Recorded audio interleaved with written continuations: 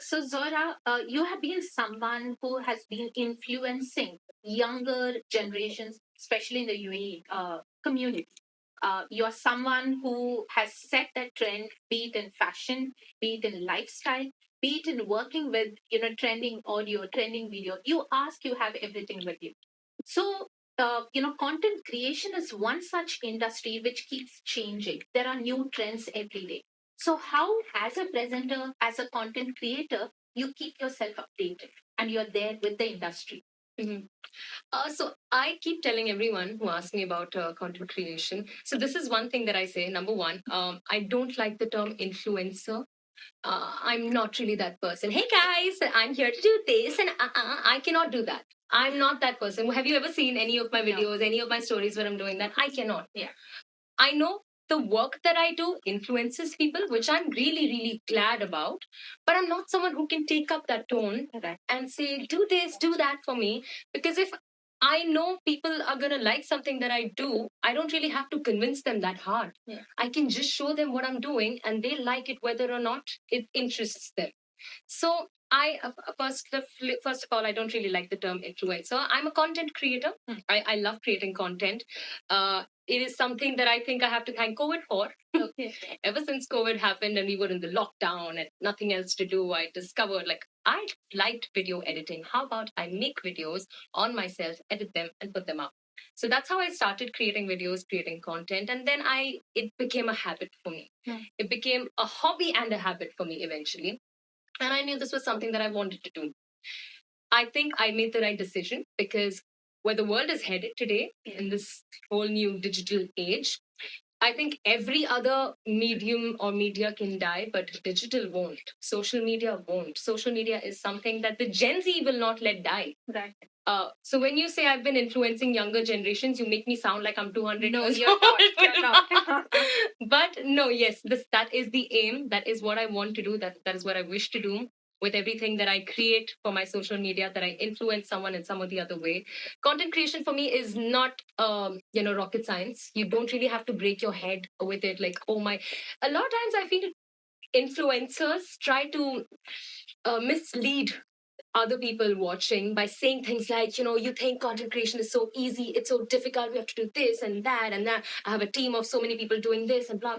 It's not really that hard. I mean, it can be hard if you want to make it that way. It depends on what you're doing. But I feel content creation is something that helps you show who you are to the world, right, in a more simpler way. So, if, for example, I have to create content, it's all about observing your surroundings, who you are with, what you are doing. You can make content literally out of everything. I can make content out of how this is the only plant in the studio. It is, right? Yeah. I can, oh no. See? But yeah, you can make content literally out of anything. Right. You observe your surroundings. There's content in everything. I'll give you an example. The other day, I was out with a friend, and I was having Chinese food, and I didn't know how to use the chopsticks. Okay.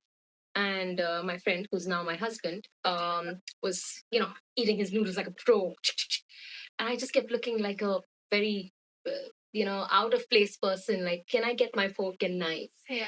And I just picked up the chopsticks. You know how they're attached. Yes. In the beginning. Yeah. I didn't want to separate them. I kept them attached and I kept plugging my food in between the chopsticks. Yeah. And eating it just so it looks like I'm using the chopsticks.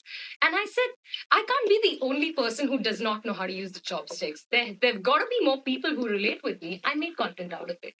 It did well. People related. People commented, oh my God, that's so me. Same sis, I don't know how to use the chopsticks. I had other people as well showing off, like, come on, who does not know how to use chopsticks? You're just XYZ. I can't say that. but content is literally everything around you. Content is what you're doing. Content is what you're watching. Content is everything. So don't make that big of a deal about content. If you feel like you relate with something, you connect with something, if you feel like there's a part of you which is in that idea, do it.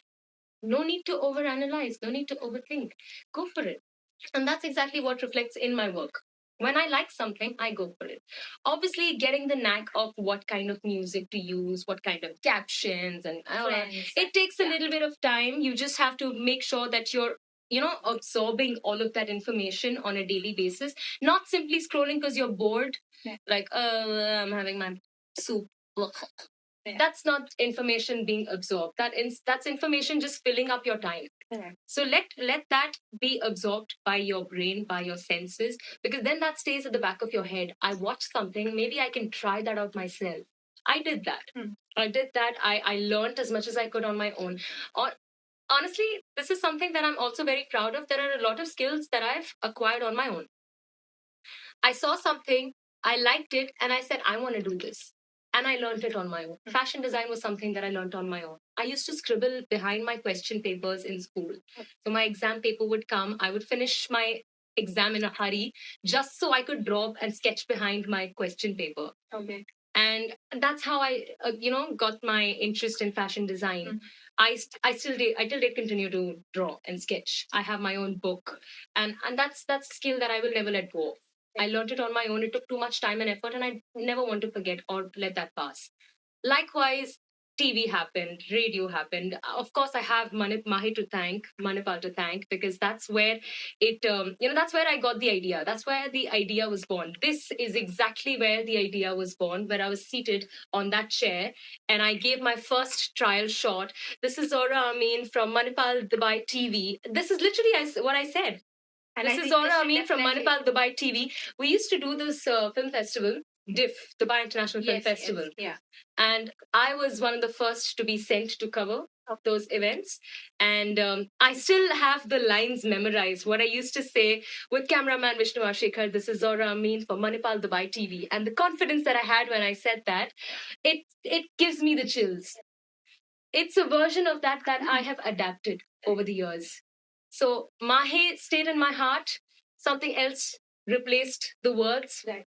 I'm still Zohra Ameen for X, Y, and Z. Yeah. But this is where the idea was born. This is where it touched my heart. This is where something spoke to me and said, girl, this is what you got to do. So I'm always going to be grateful to Mahe, to Manipal. This is kind of a home for me. Right. And I think, yeah, so part of who I am today, the credit will obviously go to my mentors.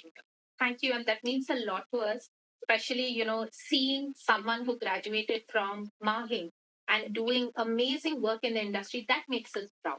That makes all your teachers, all the students who are currently studying here, makes us proud.